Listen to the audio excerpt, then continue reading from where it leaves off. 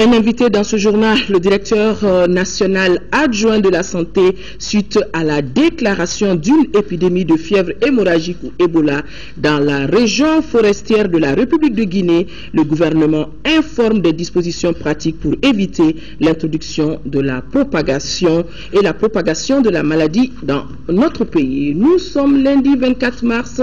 Mesdames et messieurs, bonsoir et bienvenue dans ce journal, journal que nous ouvrons par les activités au palais de Koulouba. Haj Ibrahim Boubacar Keïta a accordé cet après-midi une audience au directeur régional de l'UNICEF pour l'Afrique de l'Ouest et du Centre. Les échanges ont surtout porté sur la protection de la petite enfance. Auparavant, le chef de l'État avait reçu le nouveau directeur des opérations de la Banque mondiale pour le Mali. Paul Numba est venu assurer le président de la République du soutien de l'institution à notre pays pour la stabilisation et la relance de l'économie nationale. Bourama Traoré.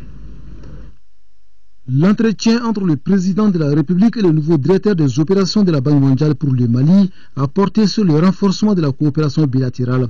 Depuis 1963, cette institution financière et notre pays sont ensemble. Une cinquantaine d'années de coopération avec à la clé plus de 1000 milliards de francs CFA investis dans divers secteurs de développement au Mali, parmi lesquels la santé, l'éducation, l'agriculture, entre autres. Imprimer une nouvelle dynamique à la coopération bilatérale, c'est ce à quoi travaille désormais le nouveau directeur de la Banque mondiale pour le Mali, lequel a saisi cette audience avec les chefs de l'État pour dévoiler ses priorités. Notre priorité, pour dire les choses comme elles sont, c'est vraiment d'accompagner les efforts du gouvernement pour, stabiliser, n'est-ce pas, au plan social et politique, la situation, faire en sorte que l'État revienne rapidement dans les zones du Nord. Deuxièmement, relancer l'économie pour qu'on puisse répondre au défi de l'emploi des jeunes. Notre défi aujourd'hui, c'est faire en sorte que l'économie malienne puisse créer des emplois pour répondre, n'est-ce pas, à la population de jeunes qui arrivent sur le marché. Et nous finançons pour cela un certain nombre d'opérations, de projets qui ont pour vocation de faciliter, n'est-ce pas, la mobilisation, n'est-ce pas, de ce type d'opportunités. Après le nouveau directeur des opérations de la Banque mondiale pour le Mali, le président de la République s'est entretenu avec le directeur régional de l'UNICEF pour l'Afrique de l'Ouest et du Centre. Principal sujet de discussion, la promotion et la protection de la petite enfance. Pour le responsable de l'organisation onusienne, les efforts doivent être poursuivis pour améliorer davantage la situation des tout-petits. Beaucoup de choses qu'il faut essayer sur lesquelles il faut avancer. On parlait notamment de la petite enfance, la prise en charge de la petite enfance, les questions d'eau qui tiennent à cœur beaucoup au président en ce moment, la disponibilité de l'eau dans certaines zones du pays où il faut travailler plus là-dessus, les questions de nutrition. Donc toujours plutôt se poser la question de ce qui reste à faire plutôt que de ce qui a déjà été fait. Justement, qu'est-ce que vous attendez concrètement du chef de l'État ? Son engagement, mais son engagement il est là, donc il est clair, il est évidemment très engagé. On est aux côtés des Maliens, c'est ça que nous avons tenu à réitérer, aux côtés des Maliens au niveau le plus décentralisé, mais aussi aux côtés de l'État et du chef de l'État. Avec les différentes personnalités, le président de la République a réitéré sa totale disponibilité à œuvrer pour le bien-être de la petite enfance d'une part, et d'autre part à engager des actions vigoureuses pour sortir le Mali du marasme économique.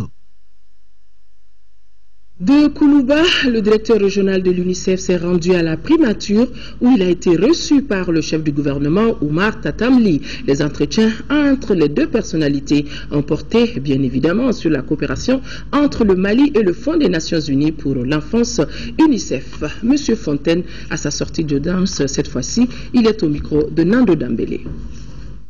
Les entretiens ont porté sur la coopération entre l'UNICEF et le gouvernement du Mali, bien sûr, mais en particulier sur les questions d'éducation et sur l'apport que l'UNICEF peut apporter dans le domaine de l'éducation. L'UNICEF va continuer à apporter des fournitures scolaires, du matériel scolaire pour permettre aux enfants de retourner à l'école, et puis évidemment aussi de travailler avec le gouvernement dans une politique plus volontariste et plus engagée sur l'éducation des filles en particulier, comment garder les filles à l'école et comment surtout maximiser les acquis à travers le système scolaire et aussi favoriser le retour des réfugiés maliens qui sont actuellement à l'étranger. Évidemment, l'engagement de l'UNICEF est absolument clair sur le domaine de l'éducation, comme dans le domaine de la santé, dans les autres domaines. L'UNICEF est là depuis longtemps et on continuera à accompagner le gouvernement dans ce domaine. On regardera aussi avec l'UNESCO, avec les partenaires, comment faire ça ensemble. Puisque nous sommes à la primature, restons-y pour dire que les responsables en charge de l'éducation et ceux de la Commission nationale malienne pour l'UNESCO ont présenté au Premier ministre le rapport mondial sur le suivi de l'éducation pour tous, intitulé « Enseigner, apprendre, atteindre la qualité pour tous ». Nando Dambélé était présent. Il est de tradition pour les responsables en charge de l'éducation et ceux de la Commission nationale malienne pour l'UNESCO de remettre chaque année aux plus hautes autorités le rapport mondial sur l'éducation. C'est à cet exercice que se sont livrés ce matin à la primature les deux ministres en charge de l'éducation entourés de leurs plus proches collaborateurs. Il s'agit en d'autres termes de porter à la connaissance des décideurs l'état d'évolution de l'éducation mondiale conformément aux idéaux de l'atteinte des objectifs de l'éducation pour tous d'ici 2015. S'agissant de l'éducation et de la protection de la petite enfance, il convient de noter que le taux de préscolarisation est passé de 2,1% en 2005 à 7% en 2012, en passant de 1 609 975 élèves en 2006 à 2 138 102 élèves en 2011. Les effectifs au premier cycle ont augmenté en moyenne de 5,8% par an, avec un taux d'accroissement des filles égal à 6,7%, supérieur à celui des garçons égal à 5,2%, quel que soit le statut de l'école. Et au second cycle, les effectifs sont passés de 352 748 élèves à 570 147 élèves pendant la même période, soit une augmentation moyenne de 10,1% par an. S'agissant de l'alphabétisation, selon le recensement général de la population et de l'habitat 2009, le taux d'alphabétisation est de 27,7%, dont 19,8% pour les femmes et 36,1% pour les hommes. En 2006, il était de 26,2%, dont 18,2% pour les femmes et 34,9% pour les hommes. L'année 2015 a été retenue comme horizon pour atteindre l'éducation pour tous, mais au regard des statistiques nationales en la matière, cet objectif est aujourd'hui hypothéqué. C'est pourquoi, recevant le document, le Premier ministre a invité les uns et les autres à sortir des perspectives comptables. L'enjeu n'est pas seulement de conduire les enfants à l'école, l'enjeu est de les doter effectivement des compétences qu'ils doivent y acquérir. L'enjeu est de faire en sorte que des apprentissages effectifs aient lieu dans les situations scolaires que notre pays connaît. Qualité, nous devons nous y atteler et nous devons en faire une préoccupation constante. L'accroissement, la réduction des inégalités, l'accroissement des effectifs doit s'accompagner d'une qualité préservée. Au-delà de la qualité préservée, nous devons travailler, le mandat qui vous est assigné le recouvre, au maintien des acquis. Comment faire pour que le plus d'adultes possible conservent les acquis d'une éducation de base réussie tout au long de leur existence? Quels sont les outils qu'il convient de mettre en place à cet égard pour entretenir les compétences qu'ils auront acquises et éviter les déperditions? Le rapport annuel 2014 intitulé « Enseigner, apprendre, atteindre la qualité pour tous » doit être remis aussi au président de l'Assemblée nationale. Justement, la transition, elle est toute trouvée et vous l'avez suivi en direct sur nos antennes. Après la primature, le rapport a été présenté aux députés et remis au président de l'Assemblée nationale. Leur mission, c'est de permettre une large vulgarisation de ce document et plaider auprès des décideurs pour une augmentation plus accrue du budget alloué à l'éducation. Mohamed Diarra, compte rendu. Le train de l'éducation pour tous qui a pris le départ à Dakar en 2000 et qui était attendu à la gare n'arrivera pas à l'heure. En effet, l'engagement des dirigeants à atteindre les objectifs mondiaux de l'éducation pour tous en 2015 a été prolongé de 5 ans. Serons-nous au rendez-vous de 2015? Tous les enfants en âge d'aller à l'école, y seront-ils effectivement en 2015? Monsieur le Président de l'Assemblée nationale, assurément non. La bataille, notre bataille pour l'atteinte de la scolarisation universelle, a fortiori celle de l'éducation pour tous, est loin d'être gagnée. Et le Mali n'est pas le seul pays dans cette situation. C'est ce qui ressort du 11e rapport mondial de suivi de l'éducation pour tous 2013-2014. Le document remis au président de l'Assemblée nationale fait sans complaisance le diagnostic du système éducatif mondial et singulièrement de celui de l'Afrique. Sur les 6 objectifs que s'étaient fixés les gouvernants, le rapport 2014 prend en compte le 6e axe relatif à l'enseignement de qualité. Il est indispensable pour nous d'avoir un enseignement de qualité dispensé par des enseignants bien formés de qualité, afin que le produit aussi soit de qualité. Par ailleurs, le rapport nous apprend que l'apprentissage est inaccessible pour 57 millions d'enfants dans le monde. Pour donc améliorer la qualité de l'enseignement, le document propose par exemple plus de rigueur dans la sélection des enseignants, leur formation continue. En ce qui concerne le ratio élève-maître, le Mali a enregistré des résultats appréciables. Entre 2006 et 2011, le rapport élève-maître, REM, tout statut confondu, est passé de 53 pour 1 à 49 pour 1. Avec 66 élèves pour 1 maître et 60 pour 1, il reste très élevé dans le public. Cette tendance générale à la diminution dissimule des disparités importantes par statut d'école. Les écoles communautaires ayant le plus bas, REM, 36 pour 1, et les écoles publiques le plus élevé, 60 pour 1. Sur la base du modèle de simulation, l'objectif de 52 élèves par maître est atteint en 2011 pour l'ensemble public plus communautaire, avec 47 élèves par maître. Le défi est donc d'inciter le gouvernement à investir plus dans l'éducation.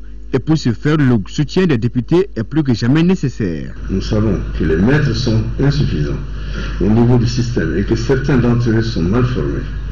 Par conséquent, leur formation, l'amélioration de leurs conditions de travail et leur plan de carrière sont autant de questions auxquelles nous consacrerons beaucoup d'attention. Je voudrais donc réaffirmer ma conviction que le développement repose sur un investissement constant dans l'éducation afin d'avoir des ressources humaines de qualité. C'est dire que sans éducation, il n'y a point d'avenir. Les uns et les autres ont fait des suggestions et contributions devant permettre au Mali d'être au rendez-vous de l'autre échéance, à savoir 2020. Les travaux de la 5e session du comité exécutif national de l'agriculture, les travaux ont démarré cet après-midi à la primature et c'était sous la présidence du Premier ministre, chef du gouvernement. L'objectif recherché par les autorités maliennes est de faire de l'agriculture le moteur de développement. L'un des éléments phares du plan présenté par le ministre du Développement rural est l'affectation de 15% du budget national du secteur du développement rural. Youssouf Diakité a suivi ces travaux. Faire de l'agriculture le moteur de la croissance au Mali, voilà toute la substance de ce plan de campagne 2014-2015 qui est présenté ici par le ministre du Développement rural à la faveur de la 5e session du comité exécutif national de l'agriculture. L'objectif recherché par les autorités est de prévenir surtout l'insécurité alimentaire et d'atteindre les objectifs de développement durable, particulièrement en faveur du monde rural. Le montant total de la campagne s'élève à plus de 176 milliards de francs CFA. Un État doit être ambitieux. Et vraiment, le Mali est ambitieux. Au développement rural, nous sommes ambitieux. Le peuple malien doit manger en quantité et en qualité. Savez-vous qu'à l'échelle des pays du SILS, il y a un engagement à aménager 600 000 hectares d'ici l'an 2020. Et la communauté des bailleurs estime que le Mali recèle la moitié de ces 600 000. Et nous avons pris l'engagement d'aménager 350 000 hectares. Je pense que d'abord c'est la volonté, nous avons les ressources et nous avons la confiance des bailleurs. L'élaboration de ce plan de campagne intervient dans le contexte de post-crise politique, institutionnelle et sécuritaire. Le plan en question met en exergue l'ambition du président de la République de faire de l'agriculture le moteur de la croissance économique du pays et du Mali une puissance agricole exportatrice à l'horizon 2018. Ce plan doit être proposé à notre approbation. Nous l'examinerons. S'il y a des recommandations complémentaires à effectuer, nous les ferons sur la base des amendements que nous lui apporterons. Donc le plan définitif sera soumis à l'appréciation du président de la République dans le cadre du Conseil supérieur de l'agriculture. Les objectifs sectoriels à atteindre sont énormes. Il s'agit notamment de la souveraineté et la sécurité alimentaire du pays, la réduction de la pauvreté rurale, la modernisation de l'agriculture familiale et le développement de l'agro-industrie. Ces objectifs, ont précisé tous les intervenants, ne peuvent être atteints sans la conjugaison des efforts et une véritable complicité autour de la question. Ce communiqué du gouvernement suite à la déclaration d'une épidémie de fièvre hémorragique à virus d'Ebola dans la région forestière de la République de Guinée, le gouvernement du Mali a très vite pris la mesure de la situation et informe la population que des dispositions pratiques sont prises pour éviter l'introduction et la propagation de cette maladie au Mali. À ce jour, aucun cas suspect de fièvre hémorragique à virus Ebola n'a été signalé sur le territoire malien. Toutefois, les services techniques de la santé, en collaboration avec l'Organisation mondiale de la santé, sont mobilisés pour l'application du plan d'action adopté. Et cela, il s'agit entre autres de renforcer le dispositif de contrôle sanitaire aux frontières, de renforcer la surveillance épidémiologique, particulièrement les cas de fièvre accompagnés de saignements, de vomissements, d'ictères, d'informer les communautés et les prestataires de soins sur les mesures de prévention, de renforcer les stocks de médicaments pour la prise en charge des cas, de mettre en place le matériel de protection du personnel et pour l'acheminement des prélèvements, de préparer les formations sanitaires à la mise en place d'unités d'isolement et de prise en charge, de renforcer les capacités du personnel sur la prévention et la prise en charge d'éventuels cas. Le gouvernement demande à la population de rester sereine et lui donner l'assurance qu'elle sera tenue informée de l'évolution de la situation. Le gouvernement du Mali exprime sa solidarité avec le peuple frère de Guinée en souhaitant le contrôle total de la situation. Et toujours en relation avec le sujet, ce deuxième communiqué du gouvernement, le gouvernement du Mali informe la population que la fièvre hémorragique d'Ebola, dont l'épidémie est actuellement en cours en République de Guinée, est une maladie grave et très contagieuse. Elle se manifeste par une poussée de fièvre accompagnée de diarrhée, de vomissements, de fatigue intense et parfois de saignements. La transmission se fait par contact direct à travers le sang, les liquides biologiques ou les tissus des sujets infectés. Le contact avec les cadavres d'animaux sauvages tels que le singe, le chimpanzé, chauve-souris, entre autres, et les dépouilles de sujets infectés lors des rites funéraires constituent aussi des facteurs de risque élevés. Or, à ce jour, il n'existe aucun traitement efficace ni de vaccin contre cette maladie. C'est pourquoi le gouvernement invite la population au respect strict des mesures de prévention édictées par les services de santé. Le gouvernement conseille aussi d'éviter tout déplacement non essentiel dans les zones épidémiques.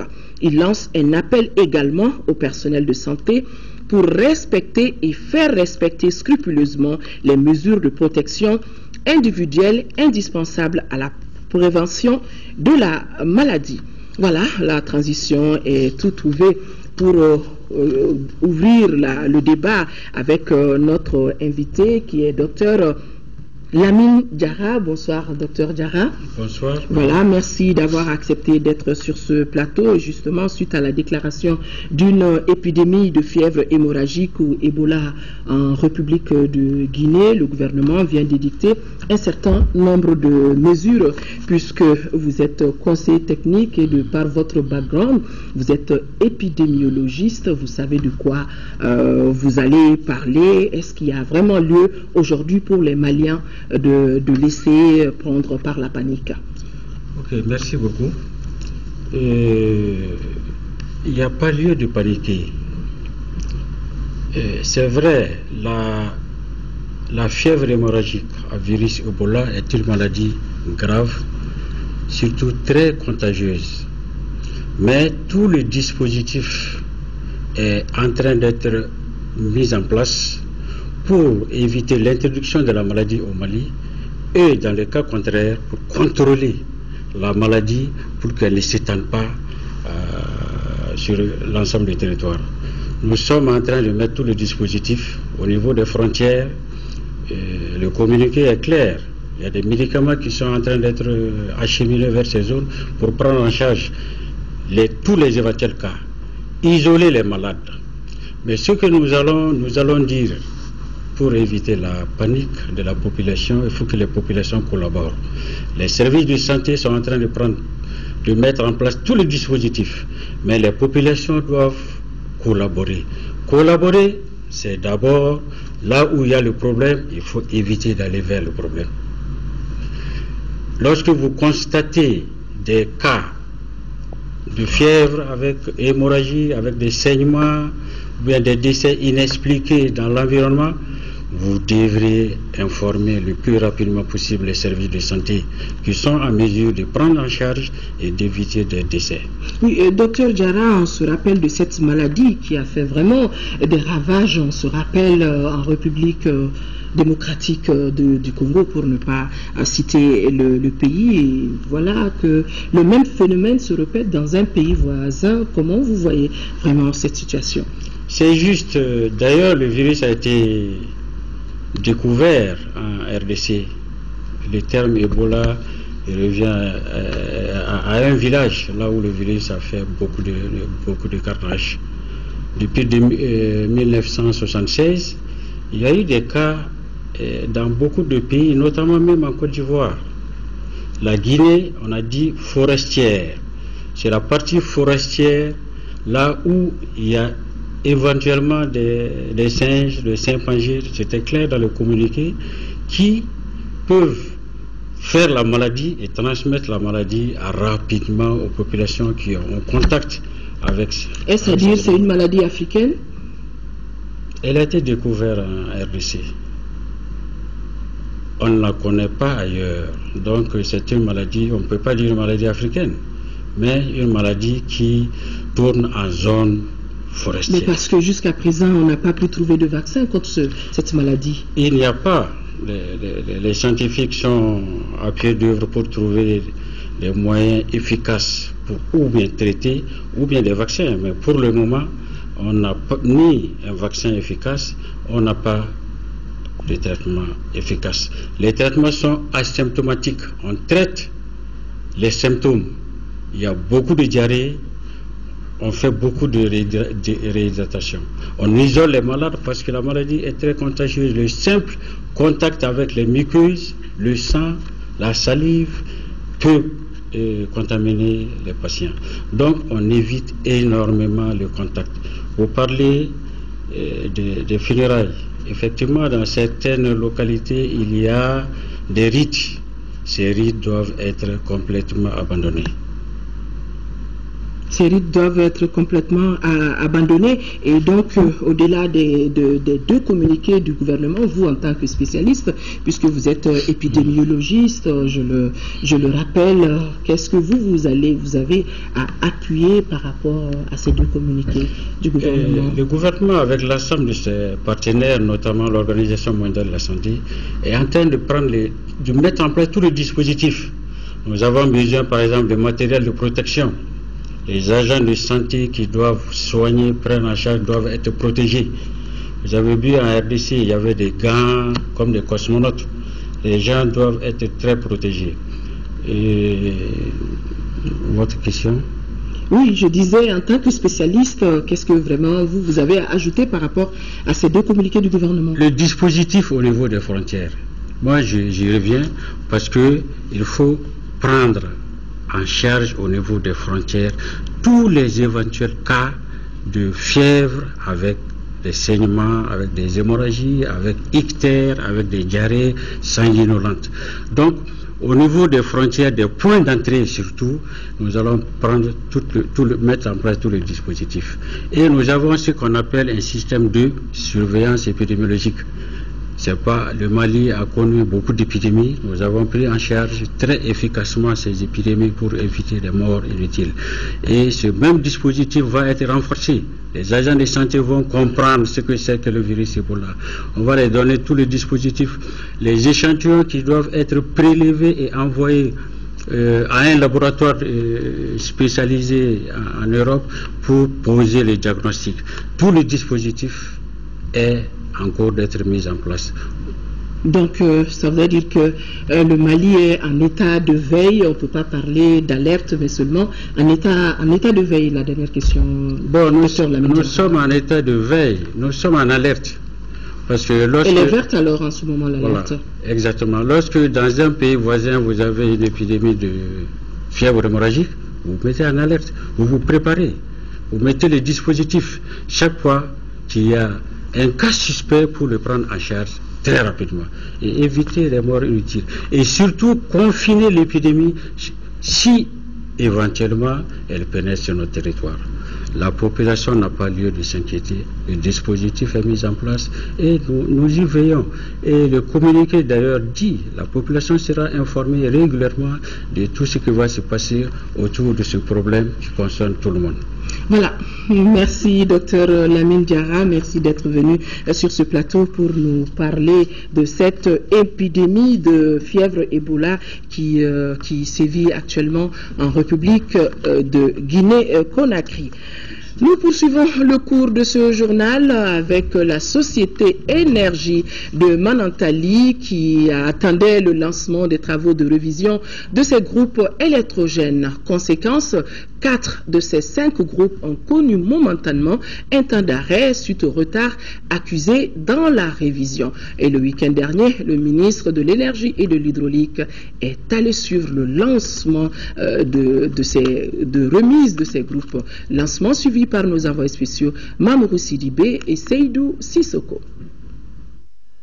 Le ministre de l'Énergie et de l'Hydraulique, dès son arrivée à Manantali, a tout d'abord tenu à rencontrer les cadres de la centrale hydroélectrique. Ces échanges lui ont permis de s'imprégner des différentes préoccupations et du mécanisme de fonctionnement du barrage. La révision décennale, on l'attendait vivement à Manantali en raison du retard qu'elle a accusé. Conséquence, tous les 5 groupes électrogènes du barrage sont en état d'imperfection. En juillet 2001, le contrat long terme entre Eskom et Sogem était signé en 2 parties. Pour la première partie, c'est avant la date de la mise en service. Pour la deuxième partie, c'est avril 2003 jusqu'à 31 mars 2018. Malheureusement, le contrat d'exploitation conclu en 2001 n'est pas allé jusqu'à 15 ans parce que c'était résolu le 31 août 2012 entre Eskom et Sogem. Nonobstant cette résolution, il a été décidé que Sogem et Eskom négocient de bonne foi un nouveau contrat d'exploitation et de maintenance des ouvrages de Manantali pour une durée de 10 ans. Les travaux de révision générale des groupes, des auxiliaires et équipements de manutention vont durer 42 mois et coûteront à la Sogem plus de 13 milliards de francs CFA. Il n'y a pas très longtemps, nous avons été informés presque de l'arrêt total de la centrale. J'ai été personnellement sensible à ce problème pour avoir été ancien exploitant d'une centrale hydroélectrique. Un dépassement d'une révision décennale expose les groupes à toutes sortes d'incidents et c'est ça que nous vivons aujourd'hui. Donc faisons en sorte de réparer très rapidement cette situation. Après le lancement des travaux de révision, le reste du temps a été consacré à la visite sur le site du barrage, la haute tension et le centre de dispatching.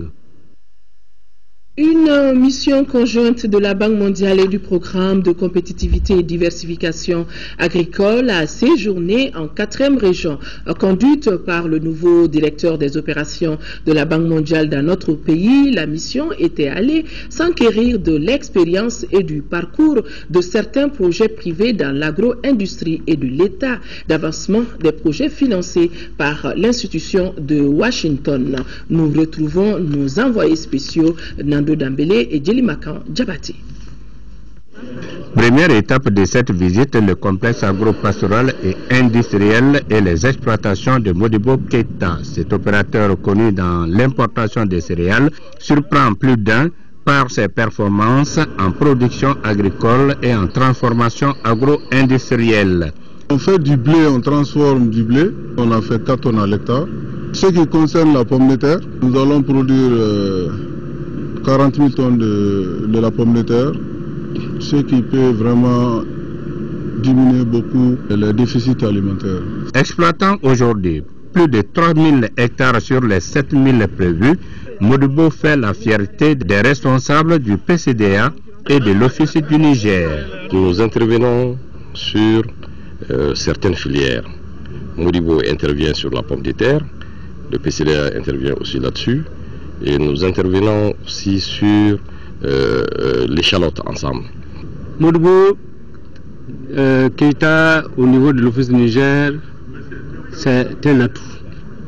C'est un atout, il a été investi au niveau de l'Office du Niger par rapport à la politique d'installation des privés en zone Office du Niger. Il a émerveillé les visiteurs par les grands moyens déployés sur le terrain. Il y a des opérateurs économiques maliens qui ont décidé de se saisir de l'agriculture et de faire de l'agriculture une agriculture moderne. Et donc la visite auprès du groupe de M. Keïta, Modibo Keïta, m'a beaucoup impressionné. Les plantations commerciales de papaye de Daouda Diarra et d'Eugène Koulibaly ont été la deuxième étape de cette visite qui s'est poursuivie au pôle de centralisation et de conditionnement d'échalotes et des pommes de terre de Nyonon pour s'achever à Baraweli sur le site de l'électrification villageoise de cette localité à la satisfaction du chef de mission.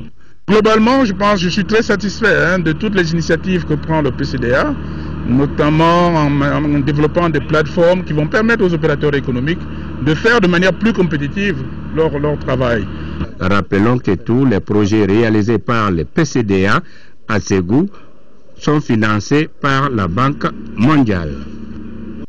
Journée internationale de la courtoisie sur les routes. Cette journée a été lancée ce matin sur le passage piéton de la place de l'Indépendance par le ministre de la Jeunesse et des Sports. Cette année, le thème porte sur la protection des piétons. Aïssata Ibrahim Meiga a suivi.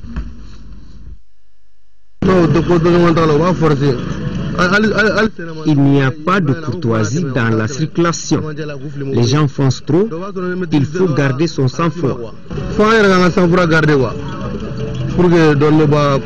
Si chez certains c'est le contraire, d'autres estiment que les hommes seraient plus courtois envers les dames au volant, alors que la majorité ignore tout simplement l'existence d'une journée dédiée à la courtoisie sur la route. En général, à part les Sotramas, les gens ne sont pas agressifs, ils conduisent avec un grand civisme. Vous savez qu'il existe une journée dédiée à la courtoisie sur la route? C'est ma première fois, ma toute première fois. Pour cette édition de la Journée internationale de la courtoisie sur la route, le thème porte sur la sécurité des piétons. Ces derniers, premiers usagers de la route, sont pour la plupart du temps laissés pour compte, d'où l'importance de la sensibilisation des conducteurs. Il faut que les chauffeurs soient courtois dans tous les côtés et dans tout leur secteur. Du côté des autorités, l'on prône plus de tolérance et de responsabilité pour qu'il y ait moins d'accidents sur nos routes, alors que les passages réservés aux piétons, s'ils existent, sont très souvent invisibles. C'est une occasion pour que, ensemble, nous réfléchissions et que nous intégrions ce concept-là dans nos comportements et modes de vie quotidiens. Et s'agissant particulièrement des piétons, je ne pense pas que ce soit le souhait d'un quelconque usager de créer des situations où il y a mort d'hommes ou blessure d'hommes. Plusieurs motocyclistes modèles ont été interceptés et encouragés au cours de cette journée de courtoisie sur la route. Modèles pourquoi? C'est des motocyclistes exemples. Donc non seulement ils portent des casques un casque de protection donc pour la conduite, et puis ils ont deux rétroviseurs vraiment pour leur engin. Donc les rétroviseurs permettent à ceux qui puissent voir réellement ce qui se passe derrière eux. Le commissaire d'ajouter que la priorité n'est pas un droit, mais un dû, donc pas de priorité absolue sur la route. La 6e session du conseil d'administration de l'Institut national de la stratégie s'est tenue ici à Bamako. Les sujets à l'ordre du jour sont la création des centres de formation et de perfectionnement du personnel du système statistique national et la dotation du système statistique national de son deuxième schéma directeur couvrant la période 2015-2019. Rachel Tessougué, compte rendu. Il ressort du rapport d'activité 2013 de l'Institut national de la statistique un taux d'exécution de 73%. Ces activités ont permis d'améliorer la couverture, la crédibilité, la qualité et l'accessibilité aux statistiques publiques. L'Institut a enregistré des résultats fort appréciables, la production et la publication des agrégats macroéconomiques. La production et la publication des indicateurs de suivi de la conjoncture économique. La production et la publication des indicateurs socio-économiques et démographiques à travers l'analyse des données du recensement général de la population et l'enquête modulaire intégrée auprès des ménages EMOP qui contribuent à la formulation et au suivi et évaluation de nos politiques publiques. Pour l'année 2014, l'Institut national de la statistique prévoit un certain nombre de chantiers. En perspective, la création d'un centre de formation et de perfectionnement du personnel du système statistique national, la création du Fonds de développement de la statistique, la dotation du système statistique national de son deuxième schéma directeur couvrant la période 2015-2019. Au cours de cette session, les administrateurs examineront le règlement intérieur adopté lors de la 5e session. Ce règlement fixe le mode de fonctionnement du conseil d'administration en tenant compte des dispositions réglementaires en vigueur. Autre conseil d'administration, celle de la Maison africaine de la photographie du Mali. Le budget prévisionnel 2014 s'élèvera à plus de 360 millions de francs CFA contre un peu plus de 87 millions pour l'année précédente. Et pour cause, voyons tout cela avec Cheikh Oumar Sangaré. Au cours de ces 12e et 13e sessions ordinaires du conseil d'administration de la Maison africaine de la photographie, les administrateurs sont appelés à évaluer l'exécution du budget de l'année écoulée et se pencher sur le budget programme 2014. L'année en cours sera marquée par les activités traditionnelles, mais aussi et surtout le démarrage des travaux de construction du siège de la structure qui est pour le moment domicilié à la Bibliothèque nationale. La première, c'est toujours l'atelier de création photographique qui nous permet d'enrichir nos collections et de réunir au niveau de notre structure un ensemble d'images sur les grandes capitales régionales du Mali. Nous avons des expositions que nous organisons. Habituellement, nous le faisons avec des photographes privés. Nous avons présenté d'anciens photographes ici. Pour la réalisation de ces activités, le budget prévisionnel est conséquent. Cependant, la structure mérite d'être appuyée davantage. Le budget prévisionnel pour la mise en œuvre de ces actions est évalué à 360 313 000 francs CFA, dont 250 millions pour les travaux de démarrage de la construction du siège de la Maison africaine de la photographie. Cet effort financier consenti par l'État est à saluer.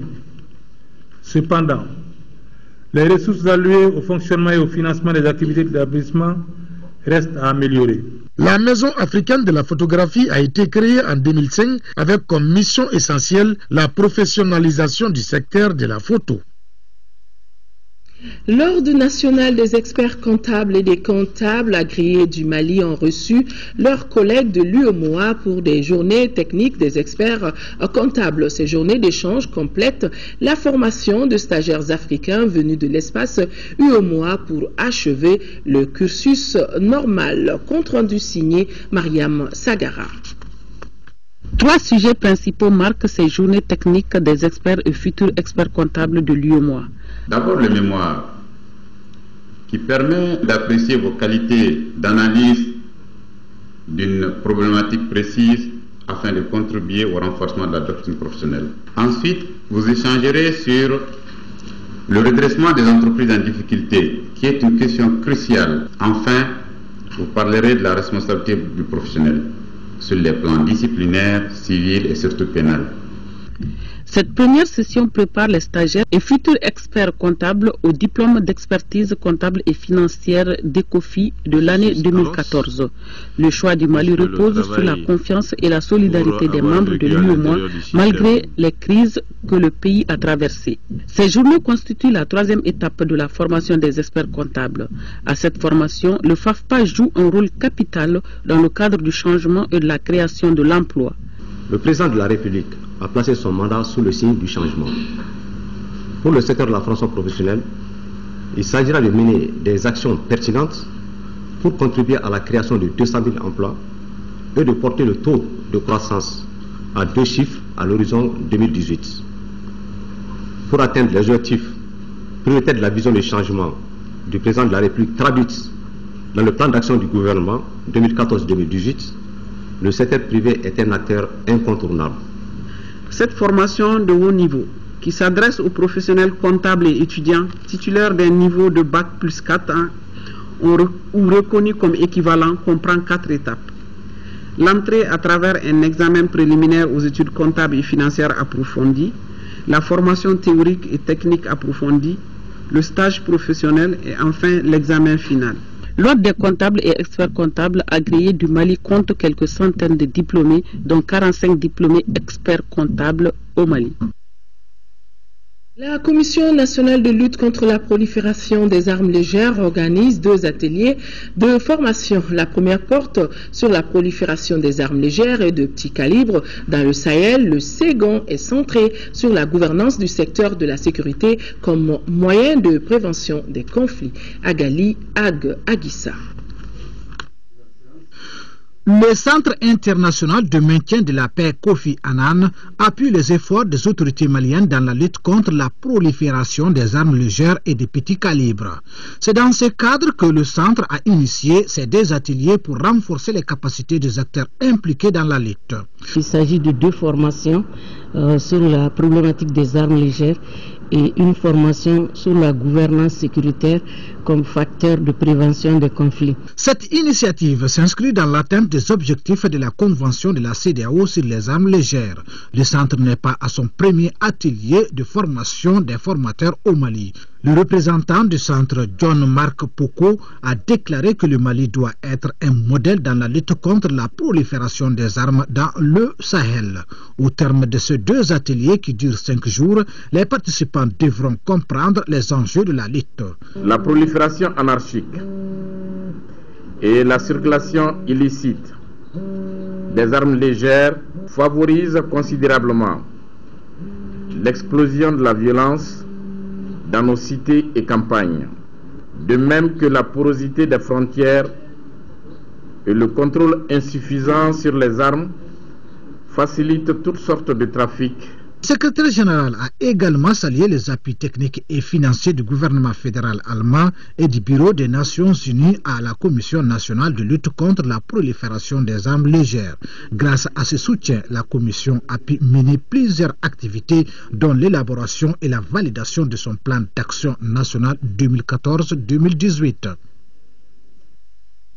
La première édition de la journée portuaire du port autonome d'Abidjan, suite et fin, le Mali était fortement représenté à cette rencontre. Ces rencontres sont jugées très fructueuses pour le représentant du port autonome d'Abidjan à Bamako. Mamadou Lamine Tunkara indique aussi que les perspectives sur le corridor Bamako-Abidjan sont très bonnes. Il l'a dit au micro de Ibrahim Traoré. Cette rencontre pour moi a une importance capitale parce qu'elle a permis au port de rencontrer tous ses partenaires des pays de l'Interland pour évaluer l'activité qui a été faite au cours de l'année et puis les difficultés rencontrées et envisager ensemble les perspectives à y apporter pour que les choses puissent se développer de plus en plus. Les pays de l'Interland, c'est le Mali, c'est le Burkina, c'est le Niger. Dans le classement de ces pays-là, le Mali est le premier. Et le Mali est aujourd'hui le premier gros client du port d'Abidjan. À proximité de la Côte d'Ivoire et toutes les actions qui sont en cours en termes d'infrastructures pour faciliter le corridor, le Mali tire ça parce que vous savez que le prix sur nos marchés est lié aussi au coût d'acheminement des marchandises venues d'ailleurs et qui transitent à Abidjan. Donc ce trafic-là, aujourd'hui, si elle s'améliore de plus en plus, va nous amener à une certaine modération des prix de vente sur le marché malien. Et en termes de perspective, qu'est-ce qui a été décidé pour améliorer davantage ce corridor Bamako-Abidjan? Le corridor Bamako-Abidjan, je dois vous dire qu'avec l'avènement du régime actuel de Alassane Ouattara, l'aménagement, la reconstruction de la route Bamako-Abidjan. Et les Ivoiriens sont pratiquement à 30 km de la frontière du Mali. Donc c'est vous dire qu'il y a une action qui est en train de se mener et qui va encore aller de l'avant, et qui va améliorer l'exploitation des transporteurs, parce que plus la route est en bon état, plus les bus peuvent faire plus de rotation sans trop de dégâts. Ici au Mali, plus précisément à Gao, visite de quelques heures à Gao, donc du procureur général près la cour d'appel de Mopti. Cette visite s'inscrit dans le cadre du retour de la famille judiciaire et de ses auxiliaires en 7e région. Nous retrouvons Odrissa Kone. Dès son arrivée, le procureur général s'est rendu à la police, la gendarmerie, la garde nationale et la maison d'arrêt de Gao. Aux différentes unités d'enquête, la police et la gendarmerie, Aluseni Diop a été ferme sur le respect des droits de l'homme. Selon le visiteur du jour, l'heure est à une justice saine. Et cela ne pourra réussir que dans un environnement propice avec le respect de la réglementation judiciaire. Nous travaillons la main dans la main avec la justice. Nous respectons les délais de garde à vue. Et chaque fois nous avons connaissance d'une infraction, le procureur est avisé. Et il a fait des recommandations par rapport au respect des délais de procédure. Nous y verrons. Mieux vaut voir une fois que d'attendre 10 000 fois. C'est le procureur général et nous faisons partie de son ressort. Bon, je pense qu'après sa visite, les choses vont démarrer positivement. Le deuxième temps fort a été la rencontre avec tous les acteurs de la chaîne judiciaire. Là aussi, Aluseni Diop n'a pas manqué de rappeler le rôle de la justice dans le retour de la paix et la cohésion sociale. Les actions des uns et des autres doivent s'inscrire dans le rétablissement de la confiance entre les gouvernés et les gouvernants, surtout quand on sait que les populations de Gao ont beaucoup souffert de l'absence de la justice, dira l'hôte du jour. Que chacun puisse faire en sorte que alors qu'on puisse s'acquitter désormais de sa tâche et pour éviter de retomber dans ce qui devait arriver et qu'on doit oublier à jamais, à savoir que les magistrats fassent en sorte qu'ils soient regardants vis-à-vis des règles de procédure. Auparavant, la délégation avait rendu une visite de courtoisie au gouvernorat de Gao. Le projet intégré de santé maternelle, néonatale et infantile est en fin de mandat. Les acteurs impliqués dans sa mise en œuvre étaient réunis vendredi dernier à Bougouni pour partager les acquis, les contraintes et faire des recommandations pour les orientations futures. Daouda Diakité, ORTM Sikasso. Le projet intégré de santé maternelle, néonatale et infantile financé par l'USAID et mis en œuvre par l'ONG Save Children International Mali-Guinée a été lancé en 2010 dans la région de Kaye. Il s'est par la suite étendu sur la région de Sikasso en janvier 2013 à travers les districts sanitaires de Selingue, Yamfolila, Kolondjaba, Yorosso et Bougouni. Il s'était fixé comme objectif d'accélérer la réduction de la mortalité maternelle, néonatale et infantile. À l'heure du bilan, voyons ce que pensent les partenaires. Ils sont parvenus à faire beaucoup de choses dans notre district en termes de recours rapide par rapport aux soins, d'autant plus que les mamans et les femmes enceintes ont eu accès vite aux soins de santé dans notre district grâce à l'intervention de MCHIP. Et à travers ça, cela a contribué sûrement à la réduction de la mortalité maternelle et infanto-juvénile dans notre district. En dépit des succès enregistrés, il est à noter que certains défis restent à relever pour consolider les acquis. Comme on dit, un projet a toujours une durée limitée. Mais le projet s'adresse toujours à des populations bénéficiaires qui doivent véritablement s'approprier les acquis du projet, des résultats du projet pour avancer. La présentation des résultats de l'évaluation qualitative sur l'utilisation des soins essentiels dans la communauté sec, les sketchs de sensibilisation des élèves de Médine et la distribution des attestations de reconnaissance ont été les temps forts qui ont marqué la cérémonie de clôture des activités du MCHIP en 3e région. Le concours national d'orthographie Mali a pris fin en compétition devant un jury composé de 5 membres, une quarantaine de lycées publics et privés des 6 communes du district de Bamako. Initiée par Diara Communication Plus, la finale s'est déroulée au Palais de la Culture et c'est la commune 4 qui est arrivée en tête de cette compétition, suivie des communes 1 et 6. Garibou Pérou. Nous sommes à quelques minutes de l'ouverture du concours national d'orthographe. Ces lycéens parcourent les dictionnaires qu'il tient en main. Pour Seydou Diallo, président du jury, le principe du concours est clair. Tous les mots français font partie de la compétition. Il n'y a pas de limite concernant les mots à épeler. Tous les mots français, littéraires, scientifiques, philosophiques, biologiques, même les emprunts, etc. font partie du concours. 15 mots à épeler par équipe, mais en cas d'égalité de points, on fera recours au système de mort subite pour départager les candidats. Voilà une approche pédagogique qui cultive chez les scolaires le goût de l'effort, mais aussi de celui du travail bien fait. L'espace permettra aussi de déceler les meilleurs élèves. Les raisons qui nous poussent à organiser une telle compétition interscolaire sont nombreuses et sont à la fois d'ordre pédagogique, culturel, social et surtout scolaire. L'honneur revient pour cette première édition à la commune 4, suivie des communes 1 et 6 du district de Bamako. Et ce sont les candidats des lycées Marie Saint-Clair, Mamadou Karidjege Diakité et El Madani Dramé qui ont montré au jury leur performance. Une fierté pour le monde littéraire. L'enthousiasme des jeunes, ça me rassure, ça me réconforte. C'est bien. Il faut justement qu'on les encourage. Il faut qu'on les soutienne. Voilà des jeunes lycéens génies en herbe qui peuvent perpétuer la langue de Molière au Mali. Assoiffés de connaissances, ils donneront une image honorable à nos universités qui se préparent pour la culture de l'excellence. Mais avant, ils recevront leur prix le 5 avril de cette année à 16h à la Bibliothèque nationale. Page sport de ce journal, championnat national de Ligue. La 11e journée s'est poursuivie hier ici à Bamako, au stade Modibo Keïta avec 2 matchs. Le CSKA a contraint au nul le stade malien de Bamako, 1 but partout, et le SOB lui a infligé une correction, 3-0 à l'AS Police. Ce succès donc permet aux Olympiens de prendre provisoirement la 2e place au classement. Le résumé de ces 2 rencontres avec Siragatou Sissé. Vainqueur 3-0 de l'AS Police, les SOB pourraient se tirer d'affaire au classement au terme de cette 11e journée de Ligue 1. Les Olympiens occupent provisoirement la 2e place avec 22 points plus 8 en attendant la sortie du Djoliba à ses 20 points et 2 matchs en retard en raison de la Coupe de la Confédération.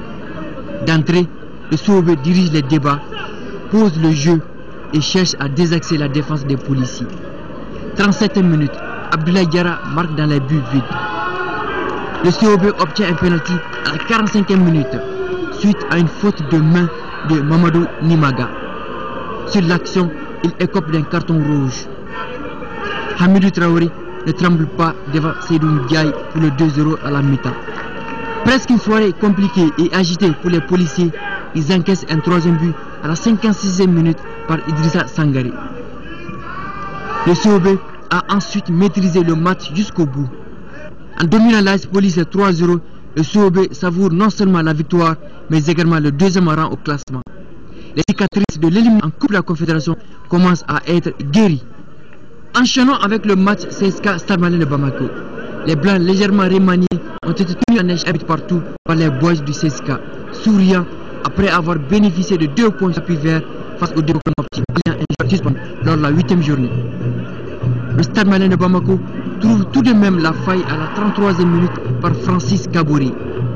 L'attaquant burkinabé reprend du plat du pied un centre précis de Boubacar Bangoura. La nouvelle recrue du Stade Malien ouvre son contre-but avec les Blancs. Au moment où les supporters stadistes cherchaient à vider les gradins, le CSKA égalise à la 83e minute. Sur une remontée de balle du latéral Fala Sako, Aboubakar Itungara bat Soumaïla Diakité d'un tir croisé. Score final, 1 but partout. Le Stade Malien de Bamako conserve son fauteuil de leader avec 26 points. Le CSKA, 11e, 12 points, s'éloigne de plus en plus de la zone de relégation. Nous sommes lundi, alors la chronique santé du jour parle de certains aspects du travail de l'orthophoniste. L'orthophoniste est un spécialiste paramédical qui traite des troubles spécifiques du langage, de la parole, de la voix ou de la déglutition. Dans ce reportage, il est question de la prise en charge d'une personne qui a perdu la parole après un accident vasculaire cérébral et d'enfants qui, à 3 ans, ne parlent toujours pas ou suffisamment. Par Focus Santé, une réalisation de Tchissera Dambéli.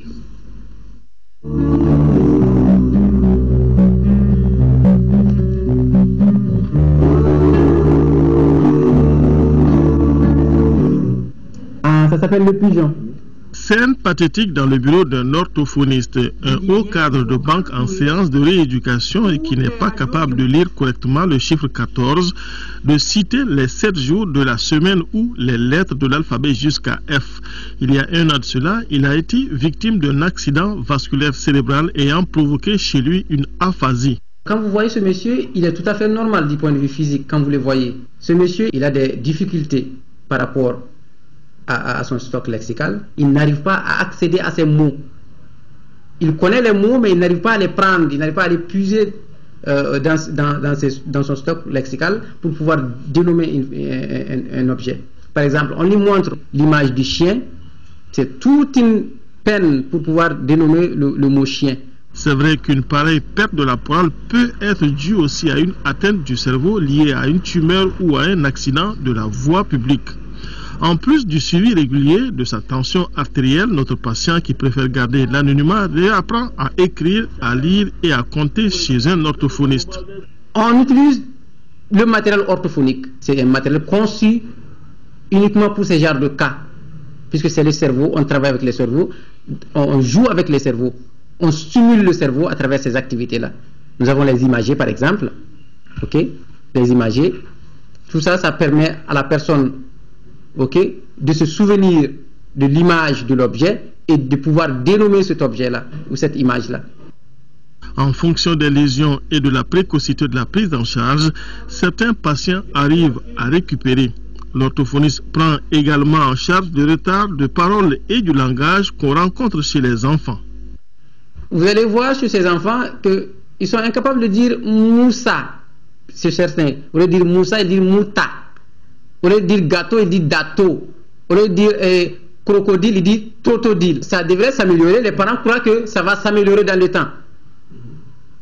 Il y a certains cas qui s'améliorent, mais certains cas, il faut y en suivre. Ici, ça dépasse 4 ans ou 3 ans et demi, il faut s'inquiéter. Le retard de parole, ça veut dire quoi? La déformation s'effectue au niveau du mot. Mais quand il s'agit du retard de langage, c'est la structure même de la phrase qui est atteinte. Ces problèmes de retard de langage et de la parole prennent souvent source à la maternité. Les difficultés sont liées à la naissance, au moment de l'accouchement. L'accouchement peut être difficile. Quand l'accouchement devient difficile et que l'enfant n'a pas crié à la naissance, on le réanime même 1 seconde, il faut être sûr que l'enfant aura des problèmes d'élocution si on ne prend pas tout en charge. Il peut y avoir encore au moment autour de la famille. Donc, papa est tout le temps absent, maman ne donne pas trop de temps à l'enfant, maman le laisse à la bonne, il part à la crèche ou bien il part au travail. Donc, ça fait que l'enfant n'est pas dans un bain langage. Donc, à 1 an, l'enfant va prendre 1 an.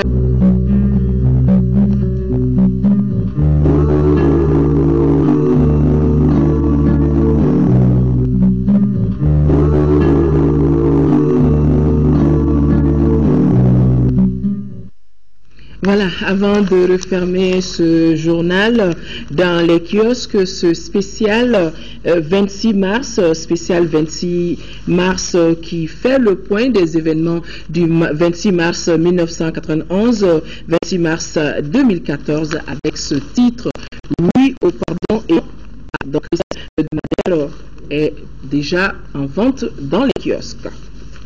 Et ce rubrique solidaire, c'est Émotion et tristesse, la nouvelle a ravagé le marché rose de Bamako dans la nuit du 20 au 21 mars dernier. Et la CENAS, Faso Héré, engage les pouvoirs publics à tous les niveaux, national, régional et local, à prendre toutes les mesures requises pour moderniser et sécuriser les installations et équipements de marché, prévenir autant que possible ce genre d'incendie, garantir l'accessibilité des pompiers en cas de danger et aider les opérateurs à reconstituer leur stock.